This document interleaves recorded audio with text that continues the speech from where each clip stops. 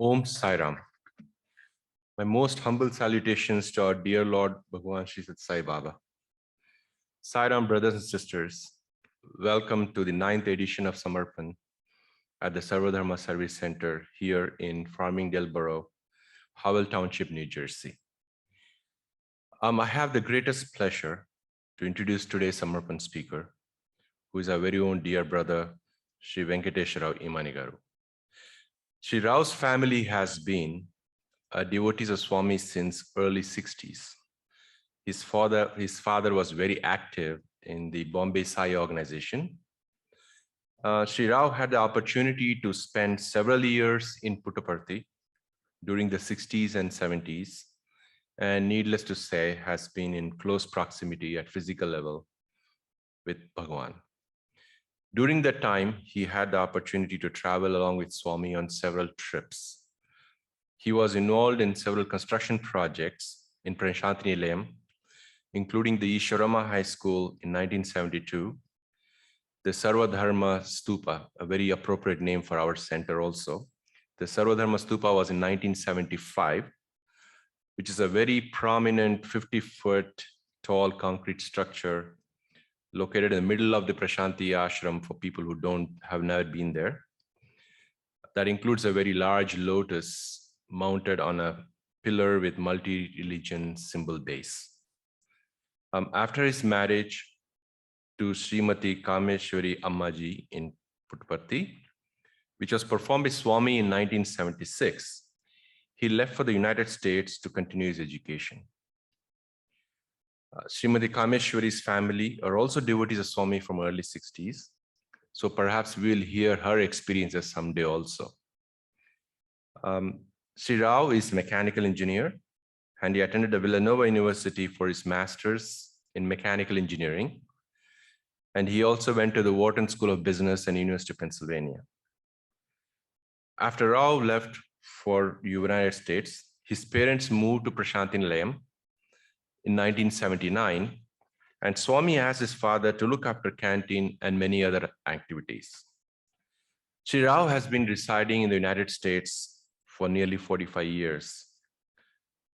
His family lived in Pennsylvania until 2011 and moved to New Jersey in September of 2011 to be closer to his children. Sri Rao has a business supplying industrial safety products to large industrial distributors globally. We have been requesting Sri Rao to share his experience with us, with Swami, for some time. So today seems to be the day finally that we look forward to enjoying some of his experiences with Swami. With this, I kindly request Sri Rao to come over to the podium and give us this wonderful talk. Sai Ram.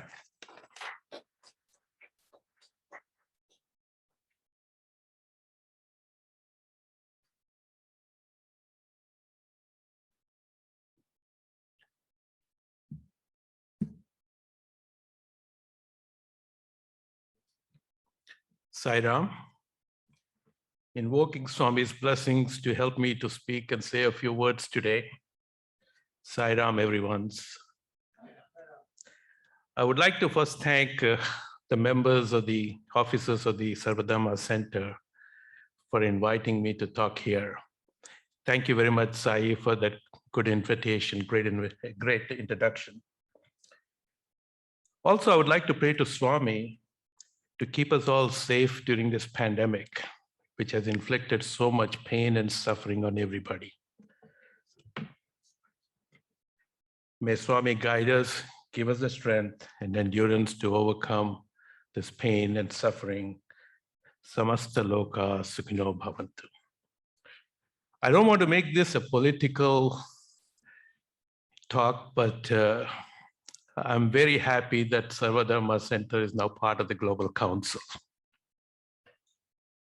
Ever since the formation of the Global Council was announced last year, it has become a contentious issue for several people.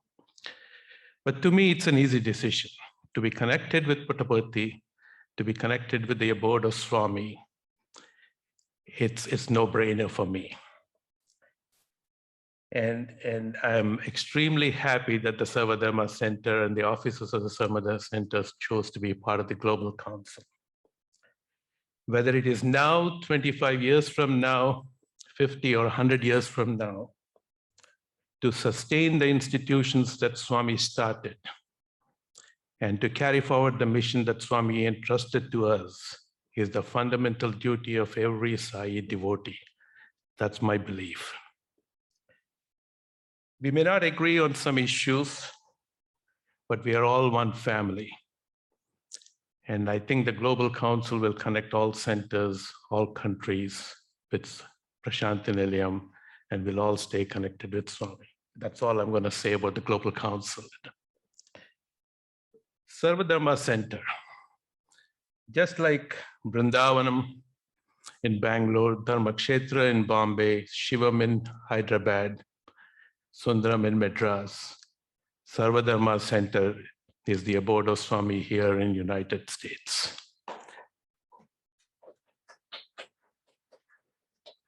Now that Sarvadharma Center is part of the Global Council, I think all centers and regions here in the US should utilize it and make use of this wonderful facility that is here.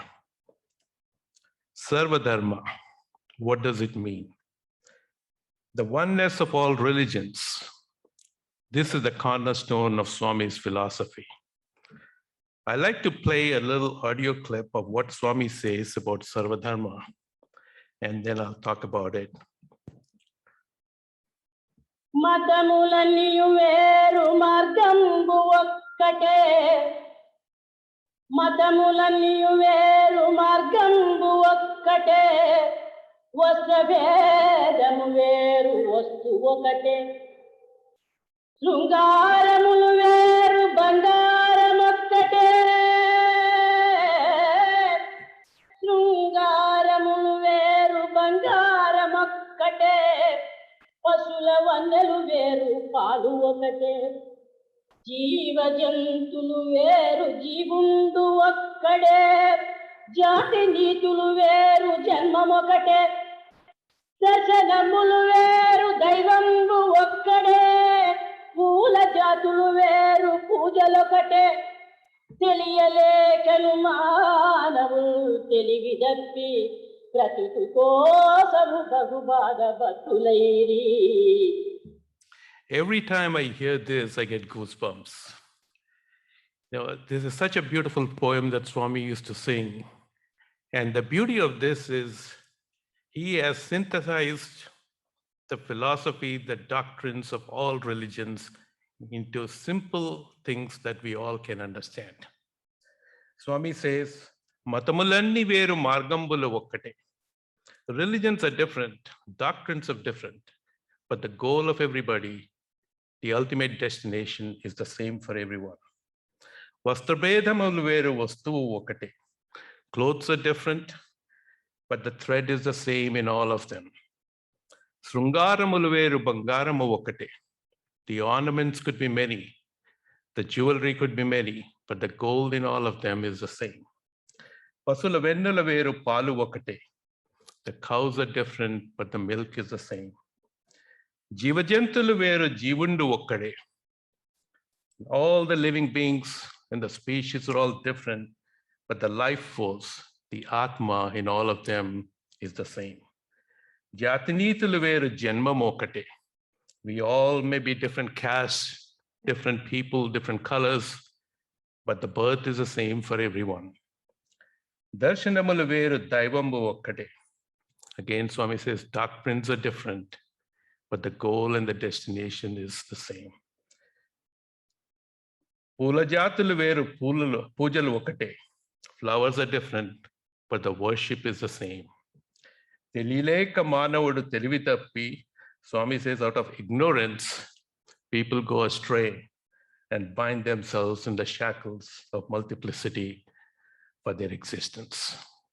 What a beautiful composition, and how beautifully Swami has synthesized and given us the meaning of all religions, the essence of all religions in such simple ways so that we all can understand.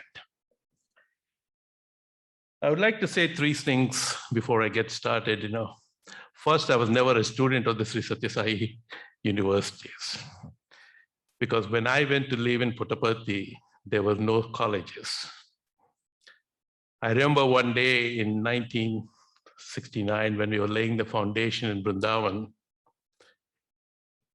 this kid from Bombay who was 16 some years old was using a crowbar trying to dig. I and Raja Reddy and a couple of the people were trying to dig so that Swami can lay the foundation and clean up the place. And my hand started to bleed because I'd never used a crowbar before.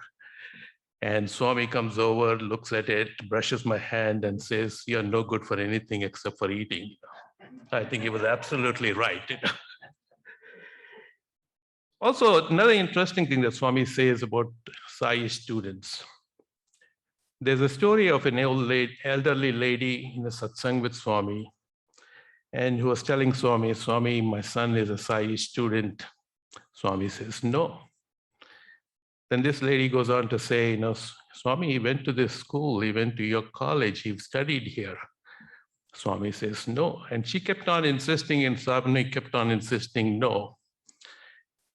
And then finally, Swami said, "Yes, he went to a Sri Satya Sai college, but to be a student of Swami, if you practice what Swami teaches, the principles that Swami teaches in your daily life, you are a Sai student." So anybody and everybody, all of us, whether we attended the Sri Satya Sai colleges or not, if we practice Swami's principles and teachings, we are all Sai students. The second thing I want to say is my memory is very hazy. This has been a long, long time ago. Before the COVID, I would go 4 or 5 times to Puttaparthi, but the time that I spent there for 9 years was the most memorable time for me. I want to show a few pictures of how Prashantinilayam was at that time.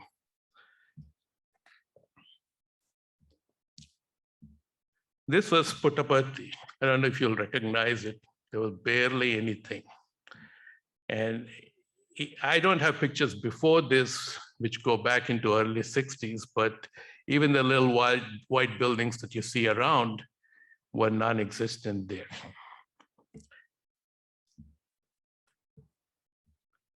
This is the village of Puttaparthi.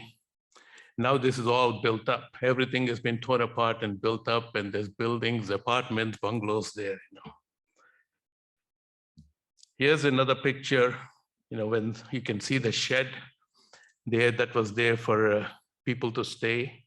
And this was before any of the Purnachandra or the Stupam or any other buildings came.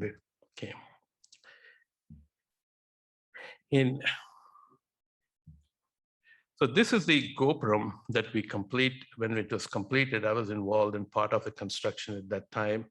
A gentleman named Subramanyam, he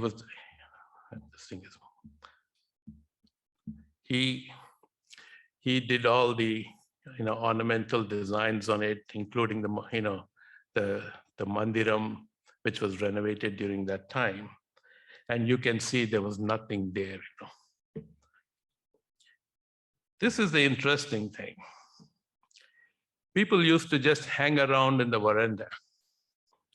And Swami used to come, walk around the people there. I remember in 67, if the veranda was full, that was a lot of people on a normal day. Swami would come out of the room and then walk till the end of the veranda and then go back. And that was enough people. That was a lot of people at that time. And it was so simple. So you can see how people used to sit, how Swami used to walk around in them. And it was a time of innocence, very simple. There was no, auditoriums, nothing. Swami would just walk around people, talking to people, and it was so accessible. Sometimes he would come 3 times, 4 times, a day, just walking around among the people. So here's some more pictures from that era.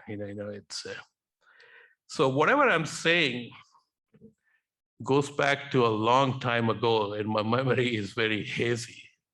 So I just wanted to let you know that. And here's a video clip that I want to show that probably some of you have seen it, but it is Om Bhaj Shiva Samba Sada Om Hara Hara Samba Sada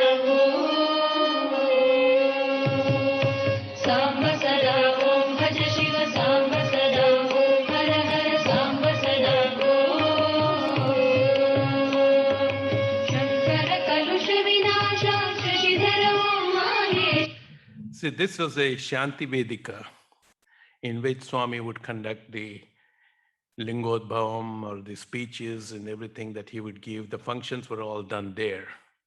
This was before the Purnachandra Auditorium was built. Shankara Kalusha Vinasha Shashidhara Om Mahesha Samba Sada Om Bhaj Shiva Samba Sada Om Hara Hara Samba Sada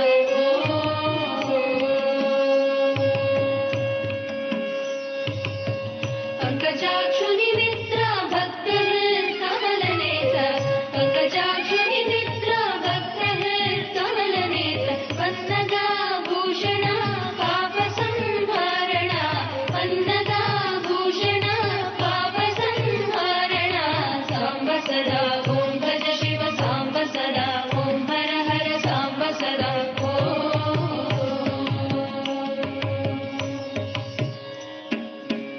అంధకారము చీకటి దాటగాలేనండి అంధకారము చీకటి దాటగాలేనండి దాటించి దొరవని దోసిలోకి ఉంటి దాటించి దొరవని దోసిలోకి ఉంటి సాంబ సదా ఓం భజ శివ సాంబ సదా ఓం హర హర సాంబ సదా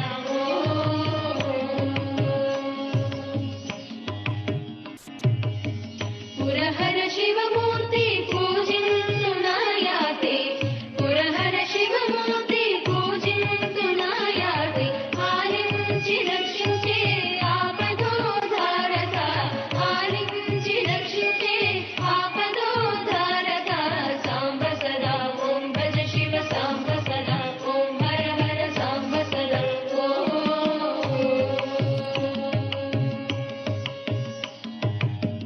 కళికా హృదయేశ పుట్టపర్తి పుర నివాస కళికా హృదయేశ పుట్టపర్తి పుర నివాస కాశీ నివాస Ramdas. You can see, I just want to pause here. You can see how people are standing. Swami is walking among them, giving them vibhuti, distributing prasadam or laddus or whatever it was. But it was, Swami was so accessible, and there was no, I would say, we can say there was no discipline, but it was a thing like we are all one family hanging around there with Swami,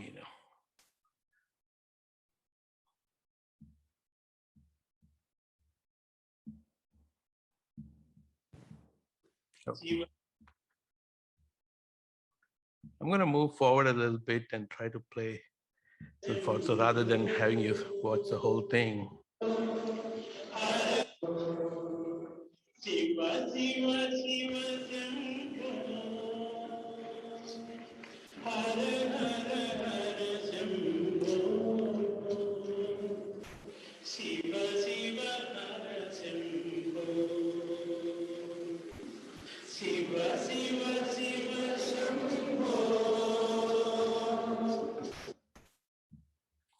Sorry.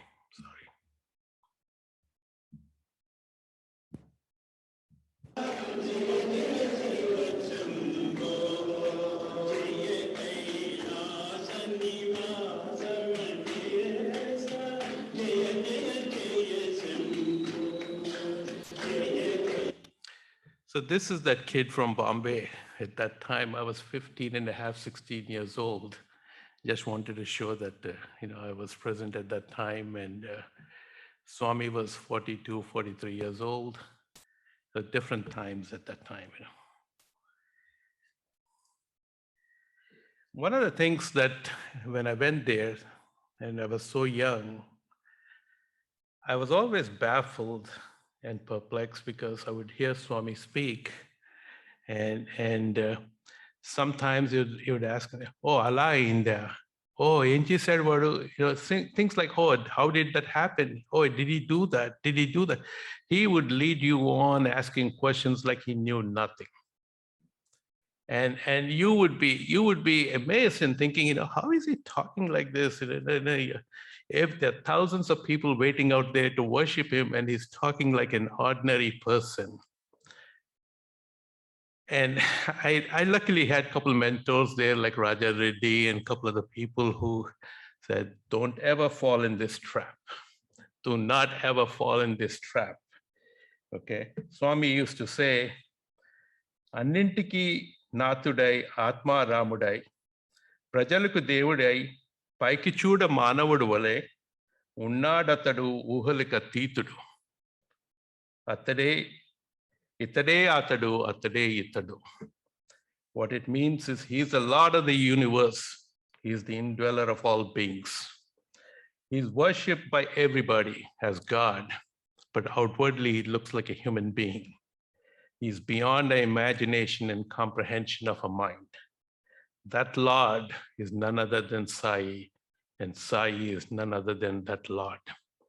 And you learn that very, very, very quickly. And it's very difficult to understand that because he works on two planes. In normal, talks to you just like a ordinary human being, and you're in the midst of them and is asking questions and asking like he doesn't know anything, and instantaneously flips that switch and you can see the divinity. One time we had gone on a trip and came back. And when we came back from a trip, what we used to do is we used to have baskets or wicker baskets full of emails, mails. These were letters that would come in, and they would collect these in the baskets. So one day I was sitting with Swami. We came back from a trip and we spilled the entire basket. And then we were going over the letters. I was opening and handing it over to them. Swami handing over to him. And suddenly, Swami stopped, and just looked, gazed, and said, Meher Baba Poyadra. That's Meher Baba passed away. I didn't know who Meher Baba was, never heard his name. I was a young kid, 16 years old. And I continued to open the letters, and then Swami said, Bhajan ke lostara, I'll go for bhajan. You continue to sort out the stuff. So I came back after the bhajan. We were sitting there. Later that afternoon, Kasturi came up and said, Swami, they announced in the All India radio that Meher Baba passed away. And then Swami said, what did I tell you? So instantaneously, the moment that happened, he knew that. And that is the divinity switch that he can flip at any given time. And to recognize that is one of the most difficult things, because he has to put on that show that he's an ordinary person. Otherwise, if you think of somebody who knows what you're going to say, who knows what will happen after you say, you can't live with that. It's like walking on fire. And so for that reason, he puts on that show and acts like a human being. I want to talk about another experience that I had. This was in birthday 1968. On 22nd of November, Swami gave saris to all the Western ladies who had come to Prashantinidayam. And it's a custom in some of the South Indian families where you apply oil, the elderly people apply oil on your hair, and then you take a head bath on your birthdays. And so also here with Swami, on his birthday, he was seated in the chair. Ishwara Magaru, applied some oil to him. And there were a lot of people on the stage. There was a lady named Begum Tahira Saeed, who was a poetess, Persian and Urdu poetess.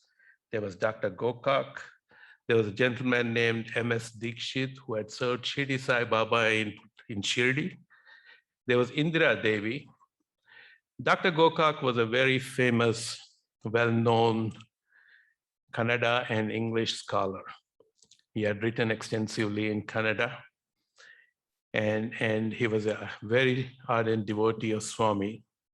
He was also the vice chancellor of Bangalore University. And then I think from 1981 to 1985 or 86, he was the first vice chancellor of the Satsai Institute of Higher Learning.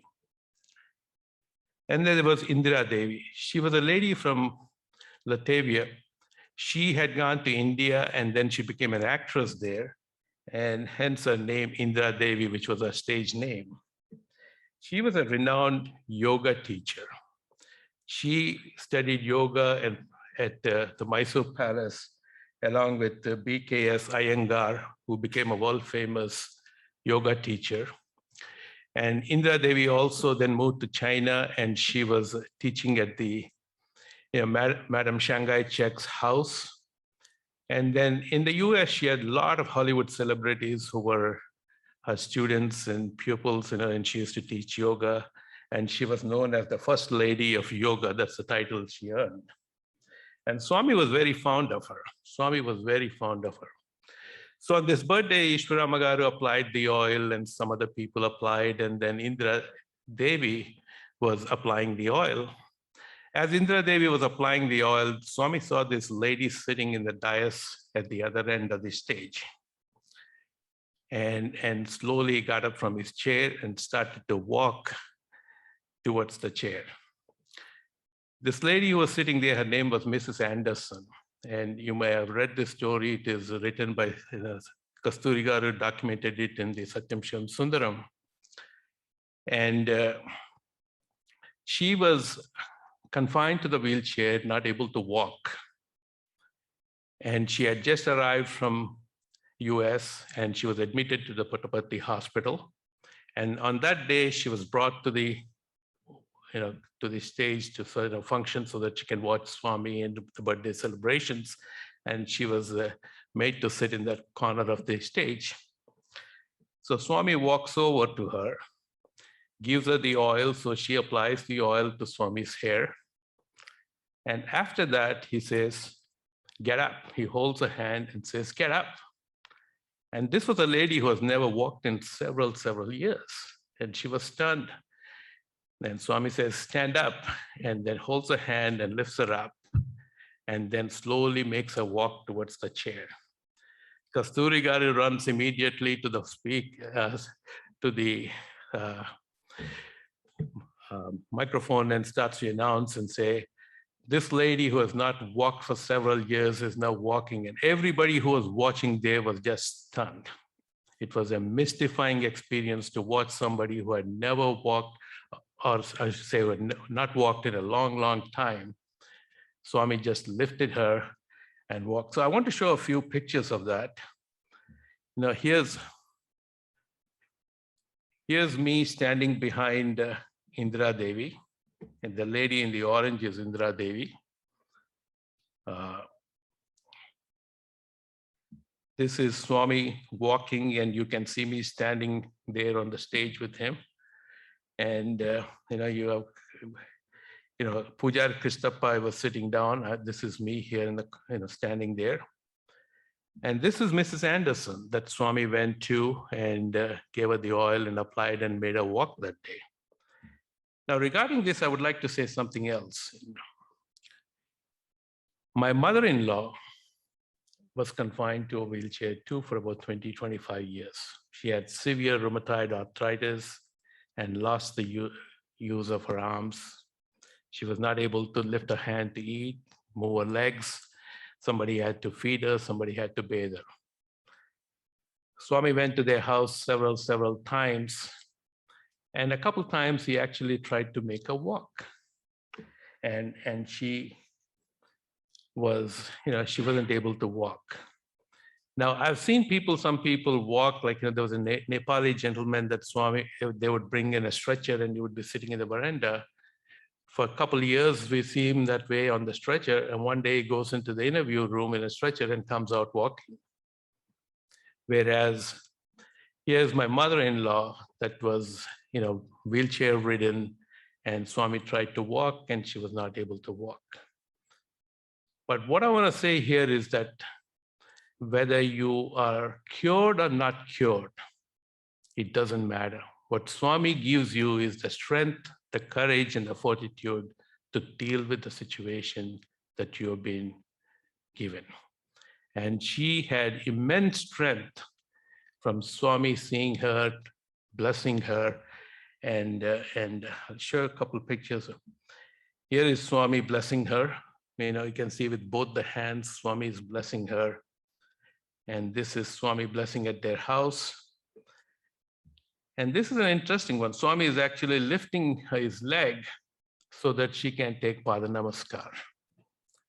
Yes, look at Swami, so loving. She can't bend, she can't get up, so Swami lifts his leg up so that she can take. Similarly, my mother had an open heart surgery in 1956 for the first time. She was operated again in India in 62, and then in 98, and then 88 and 2001 in the US. She had rheumatic fever when she was young, and her mitral valves were damaged, so they had to be replaced a few times. And I remember at the 2001, when she was going in for her fourth surgery, the nurse and everybody says, you have a ring on your finger, you got to take it out. And my mother says, if you want to do the surgery, I'll have the ring on my finger. If not, I'm not going to have surgery. Dr. Campbell, who was a doctor at the Penn State University Hospital, comes over and says, we cannot have it on your finger, but what I'll do is put it on a string and hang it around your neck or someplace so that it's always with you. That was a ring that Swami had given to her. And that faith that Swami is always with you, Swami will always take care of you. Whether you're cured or not cured, or what the circumstances are, whatever the circumstances we face, it doesn't matter. What's most important is having that faith. And many a times he will lessen the intensity of that. He'll help us cope with it. So, in contrast, I just wanted to show how instantaneously he cured somebody. But at the same time, there are people who had such immense faith in him and were able to deal and cope with whatever issues that they were facing. And sometimes Swami takes on other people's stuff too. When he cures somebody, I've seen, he takes on in himself, and he undergoes the suffering sometimes to help other people. Gurus like Shankaracharyas and other people typically don't like you to touch their feet because they feel that, it takes away some of their strength. But Swami always used to give Pada Namaskar and say, in fact, he used to say, take it. Because there, when you do that, he's blessing you and taking away some of the problems and the issues and is solving it for you. I remember another, talking about the same issue, I remember another gentleman from Punjab who used to come, and he had 5 boys. The oldest one was a couple years younger than me, but unfortunately, all 5 were handicapped. All 5 of them. And you look at them, they were nice looking boys, your heart just bleeds. I remember my dad taking them to the canteen, feeding them, giving them all the stuff, whatever they wanted. But the thing that amazed me is the faith that they had in Swami. In spite of all the problems that they were facing and the issues, and 5 kids like that, 5 boys, they were able to cope with it because of their faith in Swami. And that is the most important thing that we can learn from Swami is if you have faith, he'll take care of you. Another incident from, I want to show is, this is a very interesting one. This is the Shivalingam that Swami Lingodbhavam on the Shivratri night in 1969 in the Shanti Vedika. And there are a couple unique stories about this.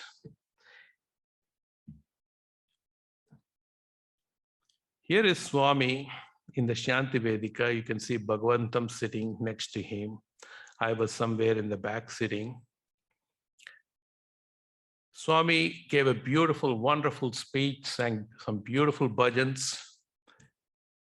And after the bhajans, he asked the devotees to start singing. People started to sing, and the Lingodbhavam process started. After the Lingodbhavam was over, Swami showed the lingam to everybody. And then all of a sudden, on the stage, he sat in this position. And a couple minutes go by, 5 minutes go by, 10 minutes go by, he's not moving. Just sitting on the stage in the same position, nothing. Raja Reddy, who was one of the singers who is in the singing group, he gets up, walks over, comes back and asks and says, "What is happening?" "I don't know, it's not moving." We tried to make noise behind, we tried to rattle, things like that, nothing. He sat like that for 45 minutes on the stage. I have never, ever in my life seen anything like that again. And after 45 minutes, like nothing happened, he got up. And we all walked inside the mandiram. It was pretty late by that time. And then he was explaining how he had traveled all over the world for the betterment of the humanity. He went and traveled here, he went to travel all that stuff, and explaining what happened. But it's just amazing that seeing Swami sit like that for 45 minutes on the stage without any movement. And then there's another interesting story about the Shivalingam that Swami, Lingodbhavam that Swami did that day. Raman Rao Garu, who used to be head of the Seva Dal and a very prominent and ardent devotee of Swami, I think he also spoke here at the Savadharma Center. He, in the morning, had gone out to the Chitravati River to take bath. Because at that time, there were no bathrooms and the people were staying underneath the trees and living underneath the trees. So he went to the Chitravati and he took a, there you give 50 paisa, get a bucket of hot water, and they used to take a bath there. He took his bath, and then as he was walking, he slipped and fell. And all his clothes were muddied up, completely muddied up. And he has told me this story. I was inside, so I didn't know what exactly happened, but he told me this story a couple of times where all his clothes were muddied up. In the meantime, Swami is saying, "Where's Raman Rao? Where's Raman Rao?" We're saying word out, go get Raman Rao, go get Raman Rao. And Raman Rao is nowhere to be found. And Raman Rao Garu comes over to the mandiram. His wife had locked the suitcase or trunk, what they had, and went for canteen to have a breakfast, so he couldn't get fresh clothes. And Swami kept sending word and saying, Raman Rao, get Raman Rao. So what he did was that there was another gentleman there who was sitting there under the tree and said, "Can I borrow some of your clothes?" And he borrows his clothes, which are like 3 sizes over for him. And he comes in, walking into the room, and there are a few devotees sitting there, and elderly devotees sitting there. Swami looks at him and says, "You're not, you look like somebody in a circus. You look like a buffoon. You look like somebody. What happened to you?" He says, "Look at all the dignitaries sitting here, and you walk in like this," and start scolding him. And then everybody starts staring at him and laughing like he did something wrong. And then Swami says, "Papam padipoyado." The poor guy fell down, like he didn't know. He knew all the time, but he was talking to everybody and scolding him. And then he says, "Oh, Papam padipoyado." Poor guy fell down. And then he took a handkerchief, put the Shivalingam in his hand, and then went to Raman Rao Garu and tried to put it in his pocket. And Raman Rao Garu said, "Swami, I don't want this. I don't do any pujas. I don't do any of this stuff, and I don't want it." And then Swami says, "No, you keep it. You don't need to do anything. Just keep it with you. Put a couple drops of water on it and drink that water every day. You don't need to do anything with that." And few years later, it so happens when he's doing this stuff, one day it slipped from his hand and actually cracked. And he took it to Swami and said, Swami, this thing cracked. And he said, no problem. So I said, that's okay. Just keep it like that and keep worshiping. So that's the interesting story about the Shivalingam on 69 Shivratri that Swami did the Lingodbhava. In 1968, Swami had given it to a gentleman named Deshkachari. And I tried to get a picture of that, but ever since he passed away, we lost touch with him and don't have any contact of the lingam. And in 70, he gave it to my father-in-law, Prasad Rao, the Shivalingam from the Lingodbhavam on Shivratri night. And at the Shivam opening, they had done the Trilinga Abhishekam, where they had all three lingams at the Shivam opening, and Swami performed the Trilinga Abhishekam for the opening of Shivam. Another experience that I want to talk about is, this is again a very unique experience that in 1969, we were on the road for 25, 30 days and traveling from one village to another village. We started in Puttaparthi, went around all over Andhra. We went to Bapatla, we went to Vijayawada, we went to Akiripalli, we went to Yelur, Komarad Bhaskar Rao's house, we went to Rajmandri, Amlapuram, and we were on the road every single day. Swami would stop in the car sometimes and say, stop the car, and we would get out of the car. Everybody, Swami gets out, maybe just to stretch his legs, and we all stretch our legs. People who were never seen Swami, never heard of him, just looking at that figure, all of a sudden would put their hands together, just instantaneously. That was the attraction that Swami had. People who had never seen him, never ever heard his name, they would see this person and instantaneously their hands would come together in reveration. So one day, when we were in Rajmandri, we were staying, I forget whether we were staying at Nidamat Satyam or Dhanamod Rama Rao's house. Dhanamod Rama Rao was the father-in-law of the current Chief Justice of India, Supreme Court Chief Justice of India. He was his father-in-law. So we were splitting the time in Rajmandri. We were staying either some days here and some days there. And one day the Rajmandri group arranged a boat trip for us. So he said, Lankalu, there's sandbanks in the Godavari River. So, it was, I don't know whether it was a full moon day or a bright moon. It was a bright moon day. That's, they arranged a boat trip and then took all the food there so we could all have dinner there.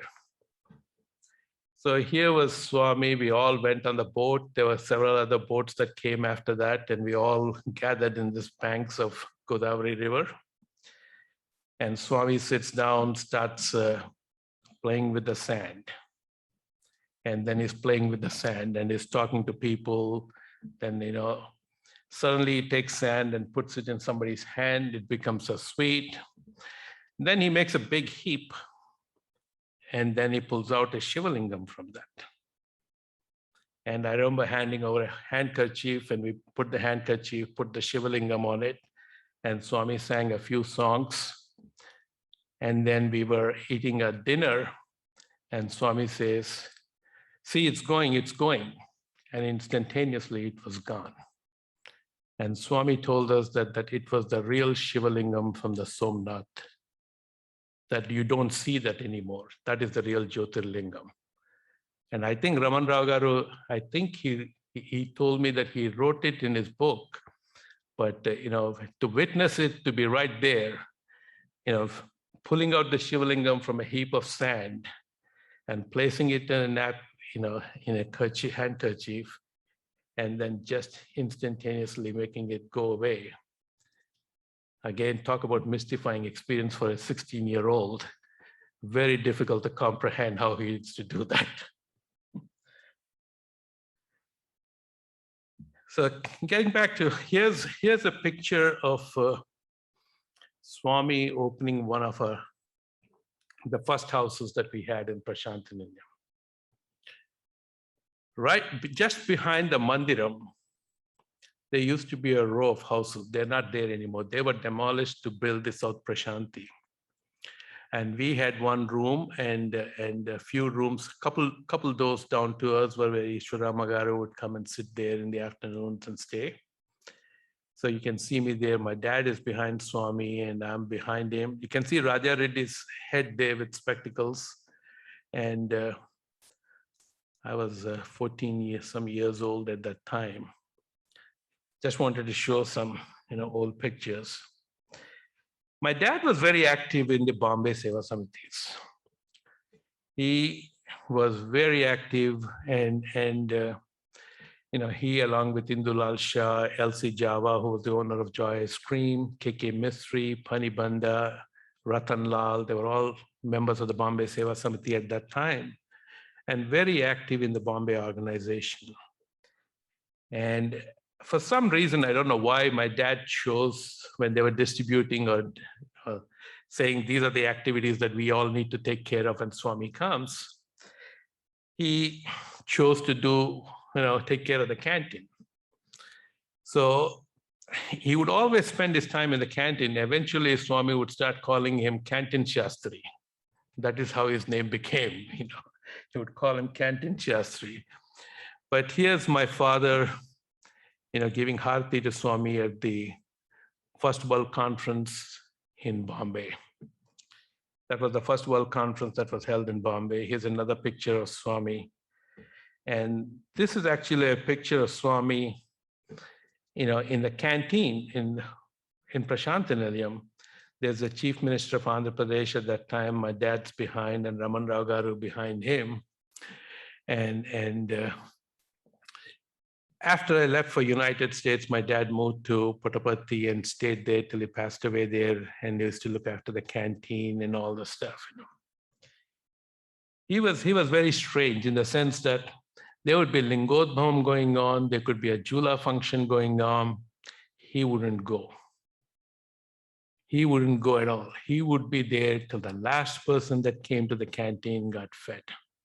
He said, this is the duty that Swami assigned to me, and I'm going to be here to make sure that everyone who comes to the canteen is fed. At that time, there was only one canteen, and there were not many hotels and stuff outside, so the only place you could get food was in the Mandiram canteen, the South Indian canteen, what we call now, And he was very, very, very active in that, Even before he moved, as soon as he arrived from Bombay for all the functions, they used to say, oh, Shastri Garu came, hand him over the canteen duty, so he'll take care of it.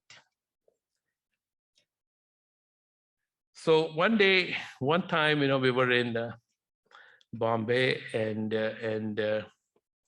Swami had visited a house a few times before, but he says to me, won't you invite me to your house? And everybody is inviting me to their houses. How come you're not inviting? I said, Swami, I don't know. I'll tell my dad. What do you say as a 16-year-old, right? So he says to Swami, he says to me, go tell your dad I'm coming this evening. And I told my dad, and he says, what, we can't prepare, he's coming today. He's coming. A few hours later, Swami showed up. Nothing, no preparation, nothing in the house. I don't think we even had any food done properly.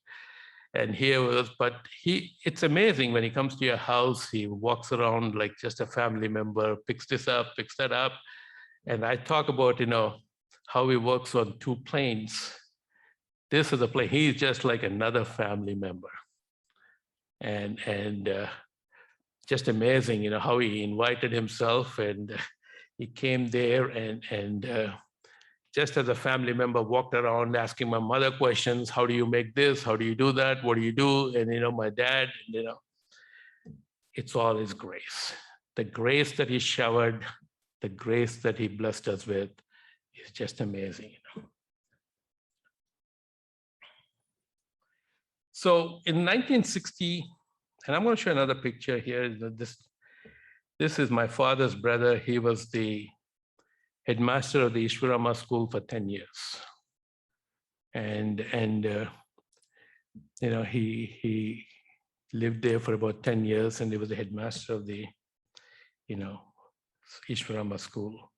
I was involved in the construction of the Ishwarama school, and I got to tell a story about that. We were constructing the school, and this is to show how Swami works, is that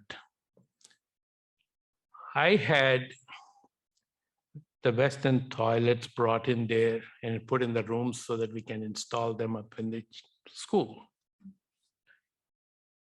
And Swami comes over in the car. He says, let's go to the school, see what's happening. So we come there, walks up everywhere, sees that there, and his eyes just turn red, and doesn't say a word. He comes down, and before he gets into the car, he starts yelling at me. He says, these are village kids. They don't know how to use them. Why don't we use the regular old Indian style? Why are you putting them? They'll destroy them. And he just yelled and yelled and yelled at me. And the reason Swami says that you don't waste money, because you got to put the appropriate things that are needed for that place. So I didn't go for the afternoon tea and tiffin that we would go sometimes and have there. I didn't show up. And then Swami sent a word for me. And then, I went there. And, this was Swami who had yelled at me. He had yelled at me and saying all these things. And he says to me, he says, if I yell at you, you don't show up when you're supposed to show up. The grace, the love that he had was immense. And all these things, and the reason I'm saying is these are the lessons that he teaches you. I remember one time, there are a couple of incidences like I also like to say here is one time, my brother-in-law, Dr. Sharma, was driving him in a car in Hyderabad. And Swami says, let's go to the market. And Swami goes to the market. He takes him to the market. And Swami wants to buy these folding chairs. He wanted to buy like several hundred of these for Puttaparthi. So he says to my brother-in-law, go in and ask what the price is. And my brother-in-law goes in, asks the price, and says, Swami, they are saying this many rupees. He says, go tell him that in Anantapur, I can get it for 2 rupees less. He says, he goes in there and says, Swami, Swami is saying this is all he'll pay, 2 rupees less. And the poor guy comes out to Swami, the owner of the store, and says, Swami, he didn't know Baba. He was saying, my brother-in-law said, this is for Sat Sai Baba, Sri Sat Sai Baba. So immediately he comes to the car and says, this is my cost. I'll give it to you. I'm giving it to you at my cost. And Swami says, no. He says to my brother-in-law, get in the car. We'll buy it in Anantapur, because it was 2 rupees cheaper. The beauty of Swami is that he doesn't waste money, but at the same time when he gives, he used to say, when you give, your right hand gives, the left hand should not know that it's giving, because it might hold you back. He would just give away everything, But at the same time, he didn't like wasting money. I remember another time, he asked me to go to Anantapur to get some workers. And I came back and said, Swami, this is what they're asking. We had contractors from Kerala who were doing some construction work, and the contractor was charging a couple rupees more.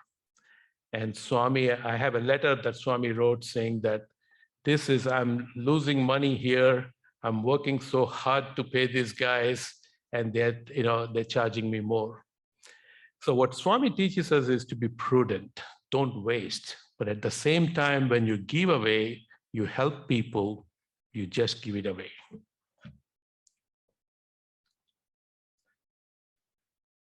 So one day in 67, we were in Bombay, and then I was walking behind Swami.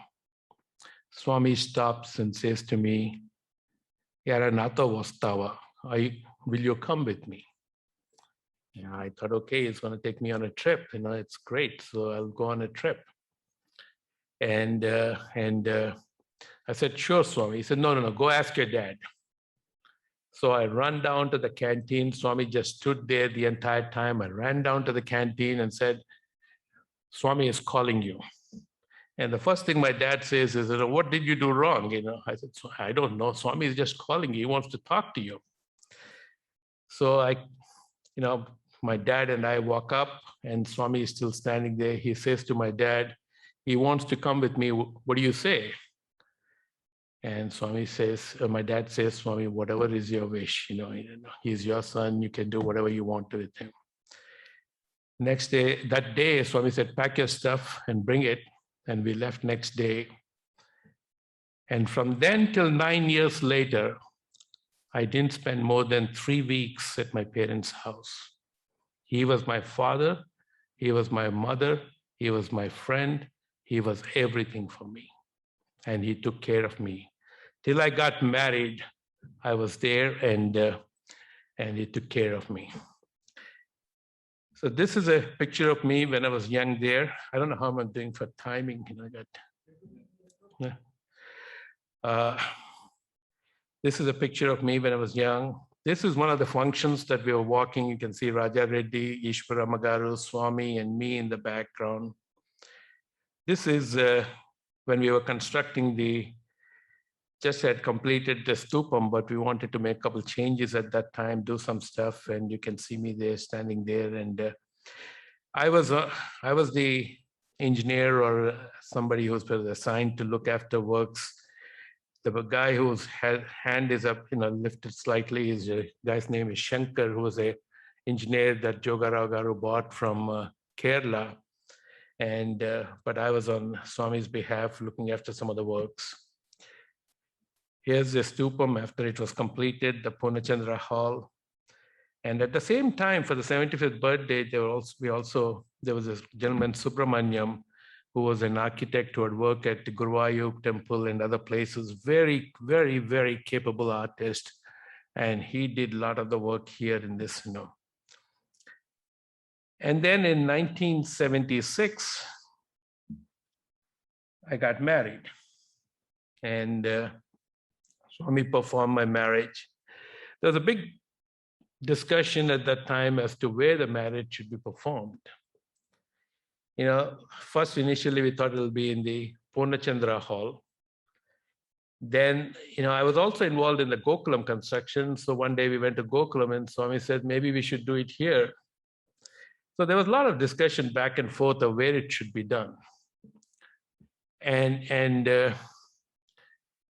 at the same time, the Patha Mandiram was being renovated, and an extension being added to that, and what was being called as Pedda Venkamaraju Kalyana Mandapam, which was named after Swami's father. And they were building a Kalyana Mandapam, a wedding hall, so that weddings can take place for the villages in Puttaparthi. And Swami, we all went there one day and said, I think it'll be nice if it's your first wedding here in the Pedda Venkamaraju's Kalyana Mandapam, it will be very nice. So, that's where my wedding was performed. And here's some pictures from the wedding. The other thing I want to talk about is my father-in-law, V.D. Prasadarao. He was he was a very ardent devotee of Swami. And he was one of the first trustees along with Swami when the Central Trust was formed. He was also the state president of Andhra Pradesh Seva organizations. And he was very, very close to Swami. This was the Shiva Lingam that Swami did, Lingodbhavam in 1970 that Swami gave to him. And these are some pictures from the Shivam opening. So you can see him there with Dr. Bhagwantam in the one picture, and they're all walking towards the opening. Here's Dr. Gokak speaking at the Shivam. And this is Prasad Rao at his house. And this picture always, this is where I talk about Swami, how he acts like an audience. Look at the expression on Swami's face. And like, he's listening to him as saying. But here's another picture. The gentleman in the black suit was General Cariappa, who was the first Field Marshal of India. Then you have the Atal Bihari Vajpayee, who was the Prime Minister, and in between them was my father-in-law. And some more pictures. But what I want to talk about is, here's a letter that Swami wrote to Raman Rao Garu. And Swami called my father-in-law to Vrindavanam, and he went there. Swami talked to him. I think he spent a day and a half or 2 days there. And Swami talked to him, and we didn't know the story until it happened, but Swami gave him some stuff to give to Chenna Reddy for his 60th birthday, and said, before you go to your house, give this stuff to Chenna Reddy and then go to your house. First give it to him after you land in Hyderabad. So he landed in Hyderabad, went to Dr. Chenna Reddy, who was the chief minister at that time, handed over the stuff, came to his house, had a massive heart attack and passed away the next day. Then Swami wrote this letter, but Swami explained this later on, what exactly happened. And there were other people, a couple other people who were also there. I think Jogara was there in the room, and Swami was talking to him sometime when he was there. Swami had indicated to him that this is going to happen. And he asked him and said, do you have any other desires? And Prasad Rao said, Swami, all my children are married. The only thing is my wife, who is wheelchair ridden. That's my only worry, but everything else is okay. And Swami kept asking. Swami said this. He kept asking him and said, do you have any other desire? Do you have any other desire? Will you come to me? And he said, Swami, I don't have any desires. I'm ready. So he actually indicated to him, it's very strange when and Swami mentions in this letter that he did that. So, what Swami says is that he writes to, as soon as this happened, he writes to Raman Rao Garu and says, I want to come there immediately. But at that time, the Telangana agitation was going on, from what I understand, even during that time. And he wasn't able to travel and fly. And he said, I wanted to come by cars. People said it's a long distance. Then he says, about Prasad Rao, I'm unable to write anything. And he says, I shall talk and clarify everything when I come over there. This is actually in Telugu, but it's been translated into English by Raman Rao Garu. And he says, Swami knew everything and therefore called him to Vrindavan, to Bangalore, and cautioned him in advance. See, that Swami actually cautioned him in advance and told him. Indirectly, he had accepted everything. That's what Swami is saying. I had infused a lot of courage into him. And then he goes on to say, what can I say about Prasad Rao? He was the heart of Andhra Pradesh Satya Sai Seva organization. He was all the while discharging his duties, laughing and discharging his duties, and encouraging other people to discharge their duties. And then Swami goes on to say, goodness of the good is known by the way they die. And then he writes and says, as soon as the 13, now, if I come in and tell them to console them, it won't, it's very difficult to tell them that at this time, but I'll come after it's all over, after the 13th day, and I'll talk to the children. And sure enough, after the 13th day was over, Swami came and stayed for 3 days in their house to console the family. Shows you the love that he had for him. And when the 1977, the massive cyclone hit Andhra Pradesh, there were thousands, there were coastal Andhra, there were over 10,000 people that died and hundreds and thousands of animals that had perished. And on Swami's birthday, Swami announced and said, I have never put my hand in front of you. I've never asked you for anything, but today I'm going to ask you. There are people who are in a lot of distress, and I'm giving 10,000 rupees from the trust, and I would like you all to come forward. Within 2 hours, there were 1 million rupees that came. I remember people, women, they were taking out their bangles, jewelry, everything, what they had, to give it to Swami. And the Satya Sai Seva Organization of India, the Andhra Pradesh, my father-in-law was put in charge of supervising everything, and Raman Rao Garu was on the ground. They spent a couple months burying people, burning people, pulling stuff out, cooking food, serving food. And that inspired the Sevadal. That is what the foundation, how Sevadal came to be. And from there on, I think the entire mission of Swami became one of service. Swami says, my philosophy is not a philosophy of somebody who says soham, soham, soham, and sits in a corner. My philosophy is one of where people are helping other people, and everyone who is a member of the Swami organization, it is their responsibility to help other people in distress or other people who are suffering. How am I doing? It's already 12:30. I don't know how I'm doing in time. A few more minutes. So when I'll go back again, So when I went to Puttaparthi, and this is 15 and a half years old, and I was staying there, a lot of people would ask me and say, why are you here? Why are you not in school? And Swami asked me to stay, what can I say? And everybody would ask me that. One day, Surai Garu, who was looking after the ashram at that time, a couple other people, they would ask me that. And then one day I mustered up the courage and went to Swami. I was sitting in the room in the evening, and I asked him and said, Swami, I should go back to college. And he says, don't you like staying with me?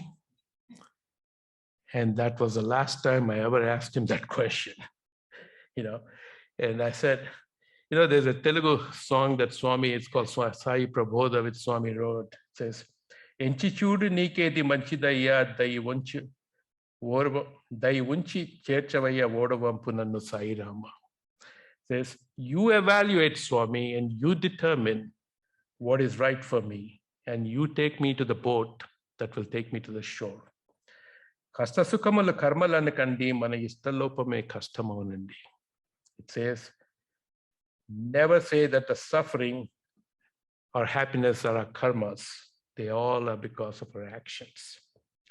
Pattu vidavaka padama golchina kattu cherita tanavatam.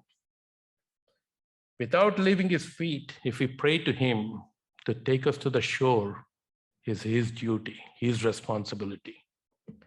Modati pattune vidavabokandi adi pattulone bhakti pattandi. He says, once you have grabbed hold of his feet, never leave him. That is the hold of bhakti. And then finally he says, Nibadal pondina bhagavata chintram matram vadalakandi. He says, it doesn't matter what kind of suffering you go through in life, never ever forget to stop thinking of God and praying to God. Beautiful, beautiful, beautiful poems that he composed of. I know I've gone up to the time, I think, it's okay. Okay.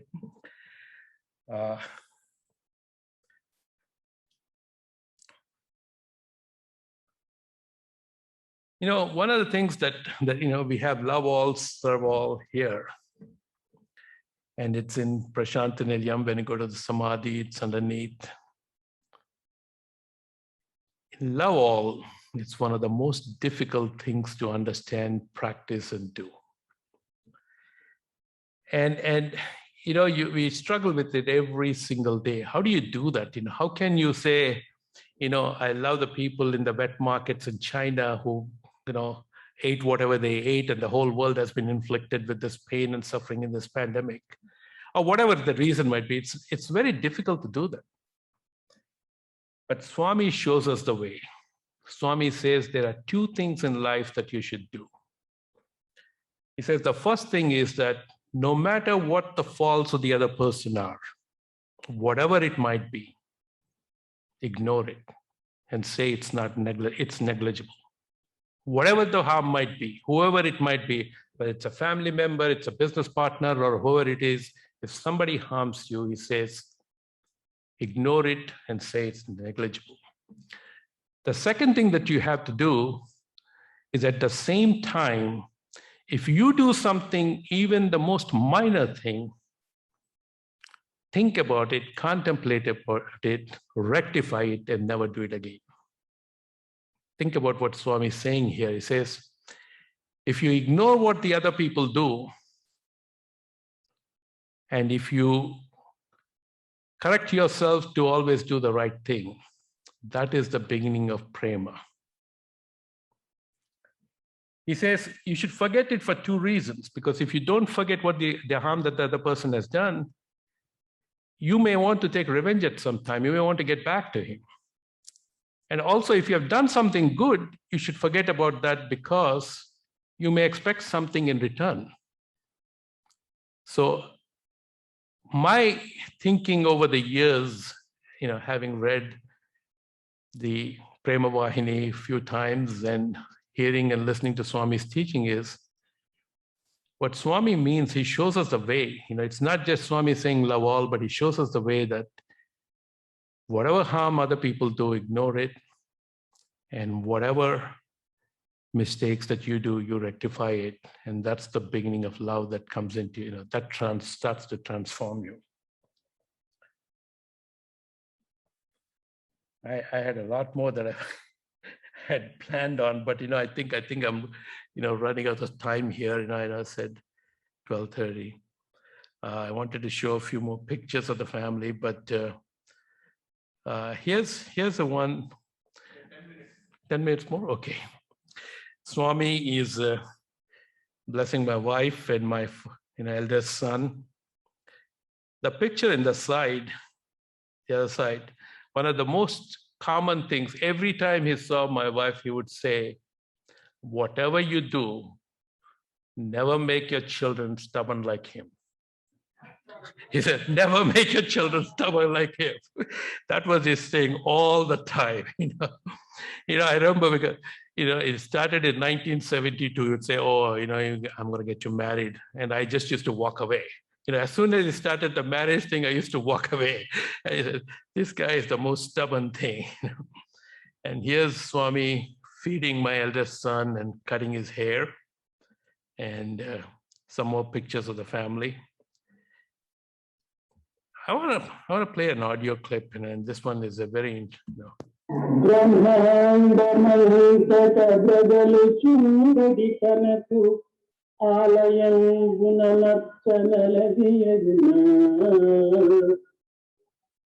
కోటి సూర్యుల కాంతి నీటిగల్గిన తనకు ప్రమిద ద్వీపమునెవరు పట్టగలరు అజహరాదులకైన అంబలి వారికి ఏడిగలిగింపనెవరి తరము సర్వజలములయందు సంచరించడి తనకు స్నానంబు చేయింప సాధ్యమగునా బ్రహ్మాండమంతట బొజ్జలోనున్నట్టి గచ్చభోజము తనకు పెట్టతగున వసుడ తెలియుచున్నది సాలిబాబయనుచు ఇతరమైనది ఎవరేమి ఎరుగరయ్యా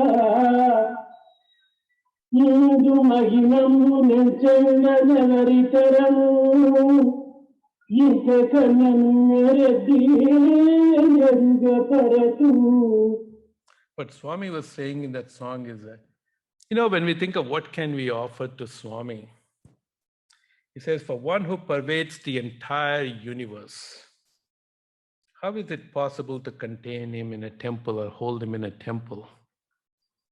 For one who shines with the effulgence of a million suns, the radiance of a million suns, how is it possible for us to hold a little lamp or a deepam to him?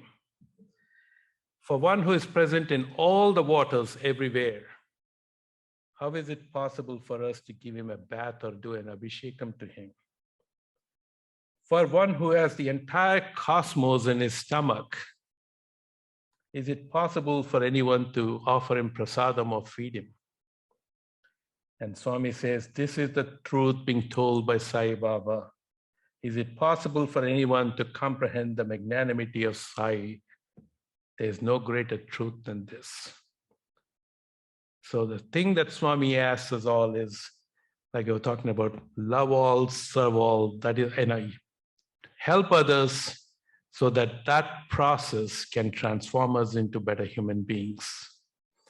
And then finally, I like to say, this is again a composition of Swami. It says, O Sai, the embodiment of compassion, have mercy on all those suffering. Give them the strength and the courage to bear what must be borne. May they seek refuge at your lotus feet, knowing that you're always with them. We bow and surrender to you and turn to you for solace and comfort. Bless us all with your grace. Accept that strength and mercy, O Lord Sai. Jai Sai Ram.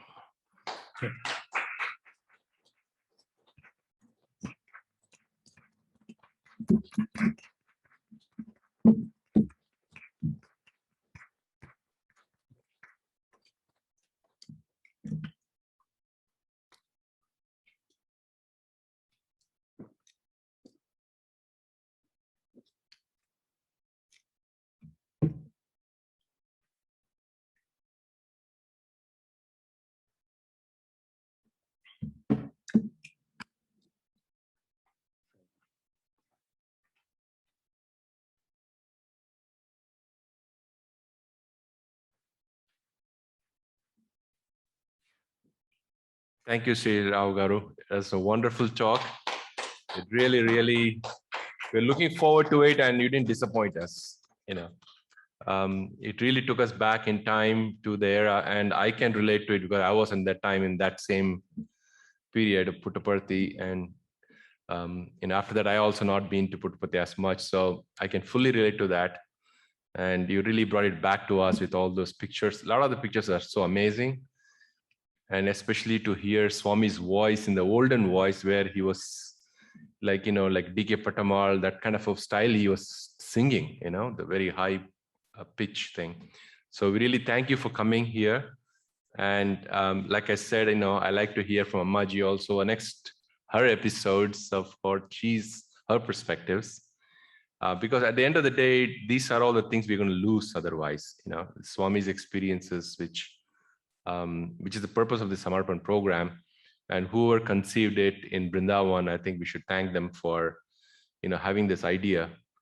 Because every time we go to Puttaparthi, I used to have an uncle who used to be there, and he would tell me everybody who is walking in here is actually a Swami Purana, everybody there. Everybody has unique stories, and God knows when we will ever know this story. That's what he was saying, and he was lamenting at that point. And I think to some extent, this Samarpan program is kind of addressing that. And it is so fascinating to see how every second Swami has been teaching us so many things. And we never, have, it's an endless thing for us to learn. So thank you again for coming us. And we hope we'll have you for a second session some other time and continue that. And also, like I said, if Ammaji can also come, it'll be wonderful. So with that, we thank you for coming. And Dr. Rao, if you can please honor our guest of the evening today.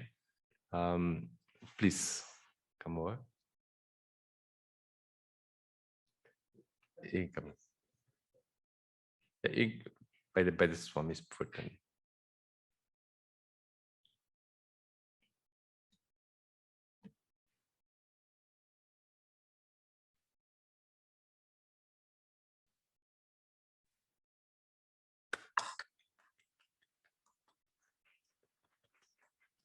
And likewise, we would like to honor Ammaji also for coming here.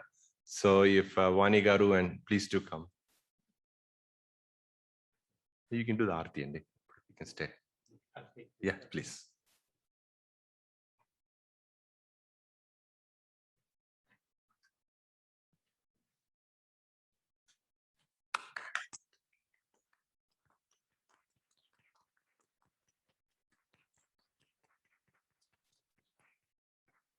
So thank you once again for coming by, and I hope the sunlight was hitting on you quite a bit, and I hope it didn't affect you. Okay. Well, it's in this part of the year because usually it comes from the top and then it goes through and goes to Swami's feet and goes on. So it is. Thanks again. So now we'll do the with this we conclude our program. We will have our Maharti, and then we will conclude the program. Saira, please do.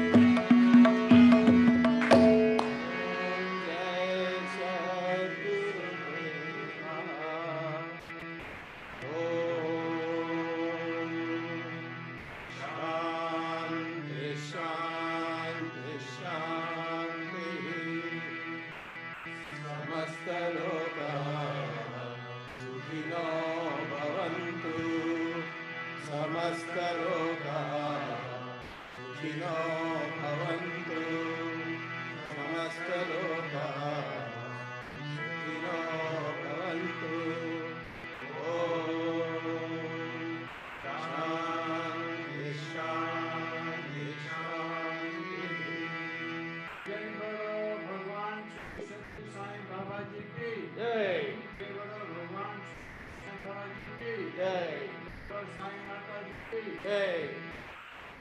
Paramam pavitram Baba vibhutim Paramam vichitram Leela vibhutim Paramartha ishtartha moksha pradatam Baba vibhutim idamashayami Leela vibhutim idamashayami Going from his missing hands, granting us the greatest wealth, God's divine protection. We love Baba, grant us the grant us the